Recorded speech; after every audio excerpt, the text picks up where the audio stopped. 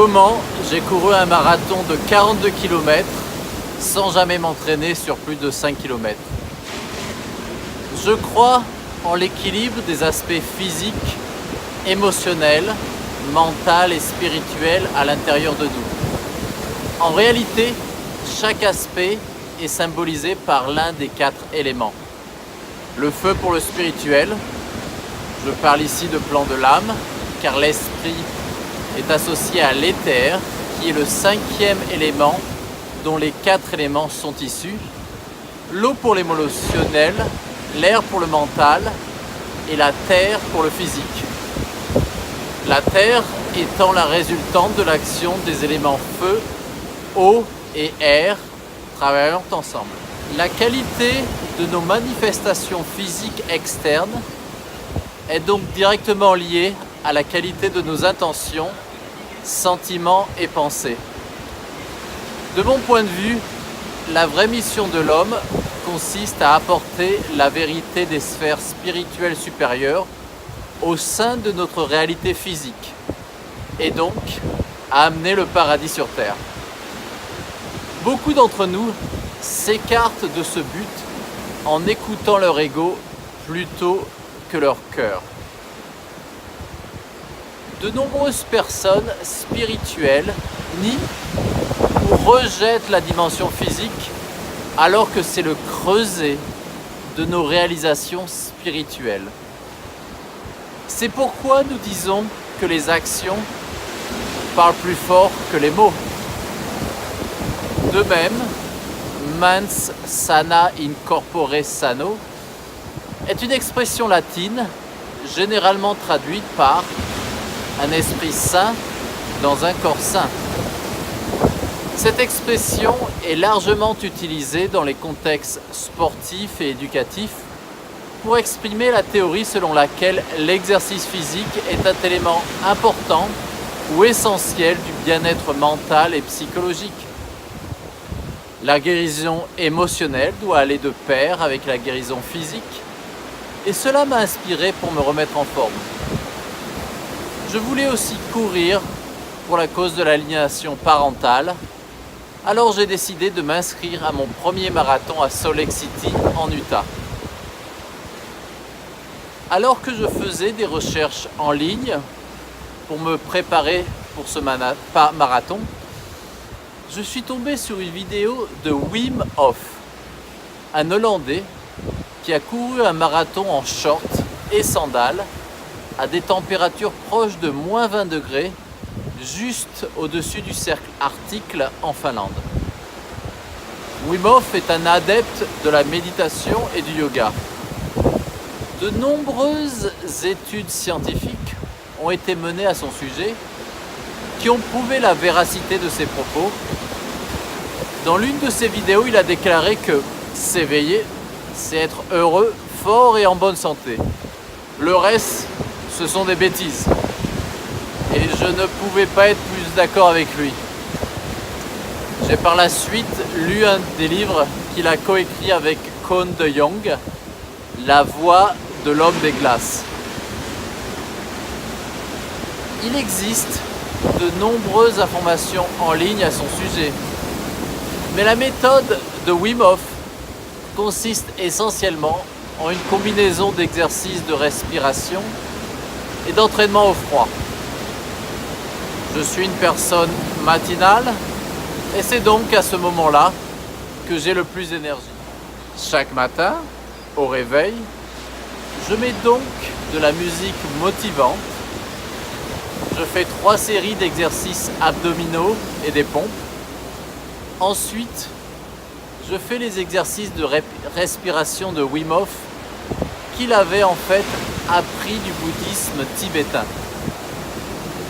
J'ai remarqué qu'après les 30 hyperventilations, retenir le souffle est la partie qui déclenche le cerveau primal, responsable de la survie, de la motivation et de l'instinct. Alors que je ne pouvais retenir ma respiration que pendant 1 minute au départ, je réussis à présent à retenir mon souffle pendant 3 minutes un mois plus tard.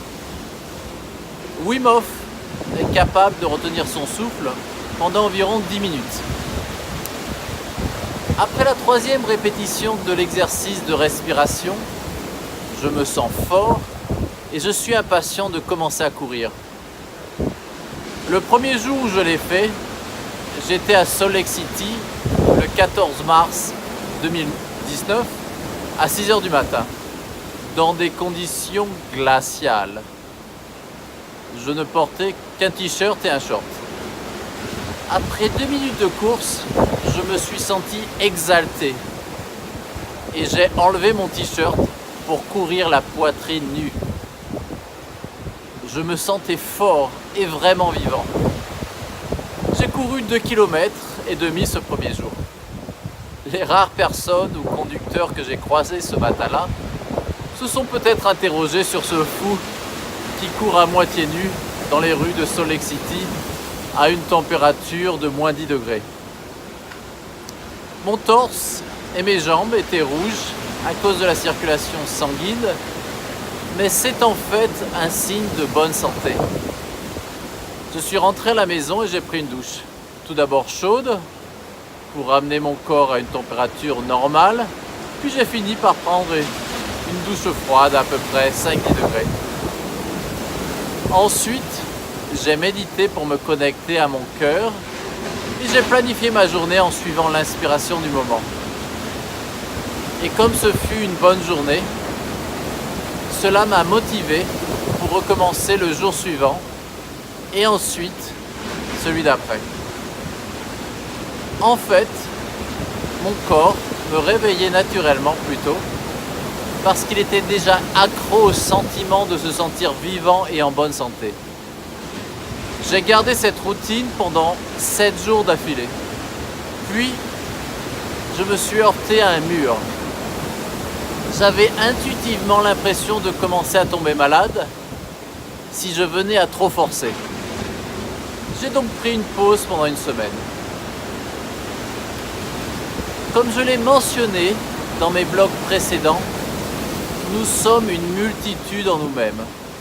Si nous continuons à forcer en ignorant nos parties internes qui se sentent faibles, déprimées ou sans valeur, ces parties finiront par se rebeller et pourraient créer une maladie ou un accident.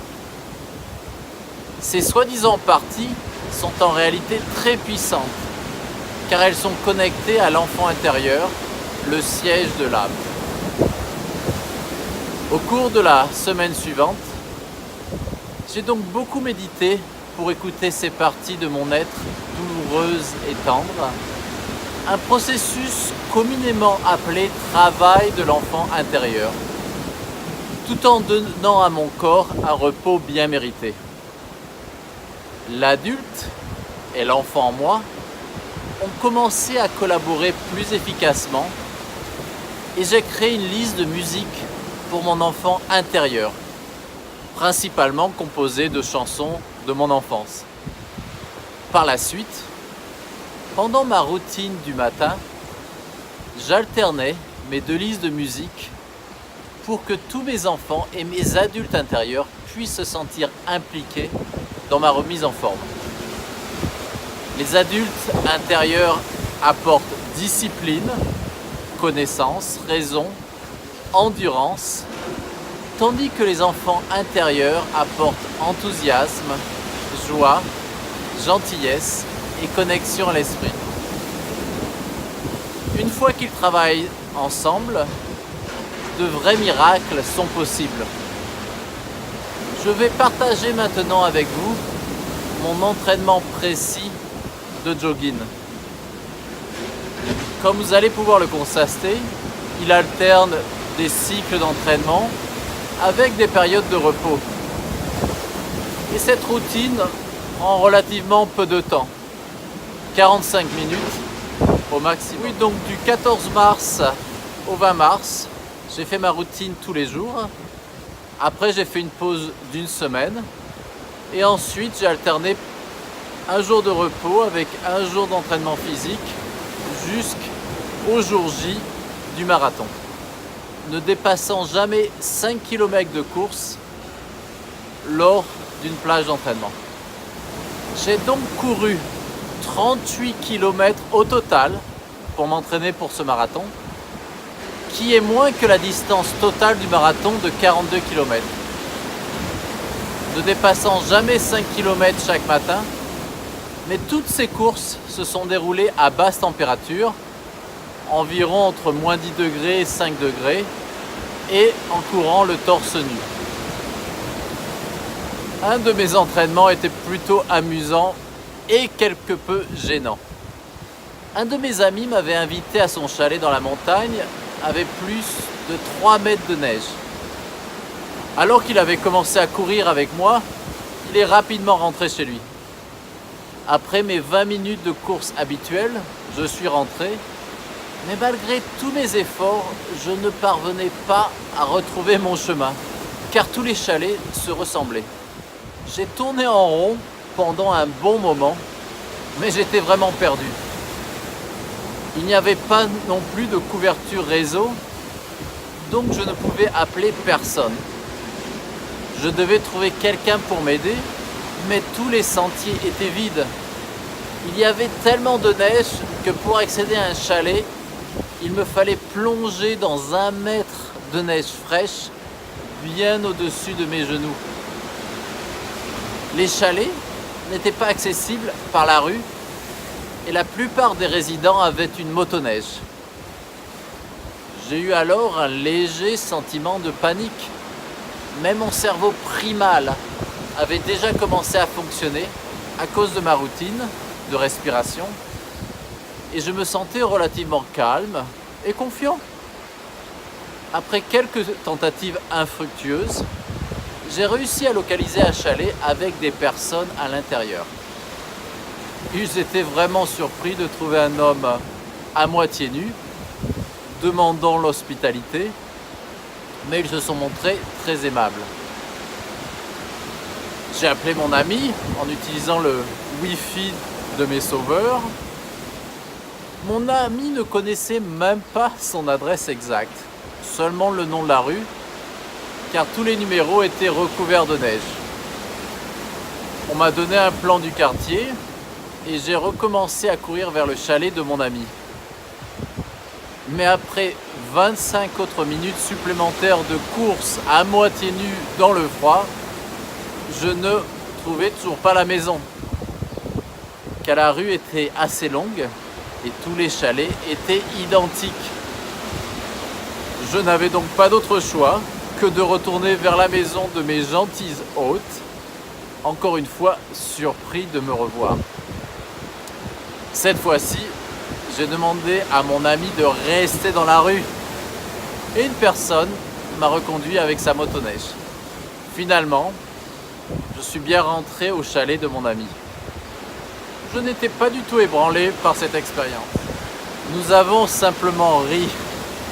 J'ai pris une douche chaude, puis j'ai fait du snowboard toute la journée. Aucune énergie inutile n'avait été gaspillée dans la peur. Et ceci, je pense, principalement grâce à la méthode Wim Hof. Il avait neigé la veille du marathon de Salt Lake City, le 13 avril 2019. Je me suis présenté au départ avec un short et un t-shirt personnalité que j'avais conçu pour ma cause de réunification familiale, recouvert maintenant par mon dossard. Mon entraînement au froid s'est avéré très utile, car la plupart des coureurs débutent la course avec beaucoup de survêtements qu'ils doivent généralement enlever plus tard quand il fait plus chaud. J'ai commencé la course lentement, comprenant qu'il me faudrait de l'endurance pour courir environ 5 heures, voire plus. Je n'ai fait que jouer de la musique de méditation les 2 premières heures, afin de réserver mes musiques d'entraînement pour la deuxième partie de la course, quand je savais que la fatigue allait me rattraper. Mes poumons se sentaient bien et mon moral était au maximum. Mais après 1 heure de course, j'ai senti que mes jambes s'alourdissaient et que mes reins était en suractivité.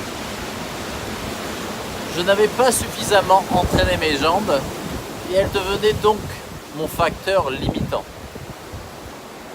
Après 3 heures de course, mes jambes et mes pieds me faisaient très mal.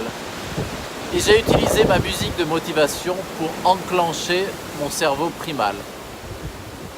C'est une forme de technique de PNL, car la musique pouvait maintenant être utilisée pour déclencher l'état primal, l'état de survie.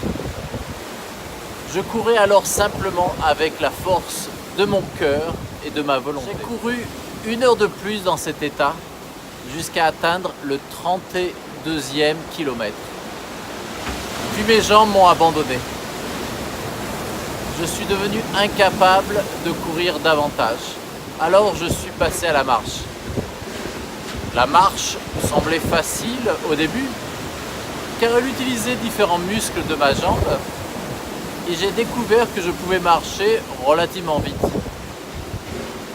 Les 3 derniers kilomètres étaient cependant insoutenables et j'ai commencé à boiter. J'ai même pensé à abandonner, mais je ne pouvais pas le faire maintenant si près de mon but et de la ligne d'arrivée. Et j'ai finalement traversé cette ligne d'arrivée après presque 6 heures. J'ai appelé mon ami Branson qui est venu me chercher.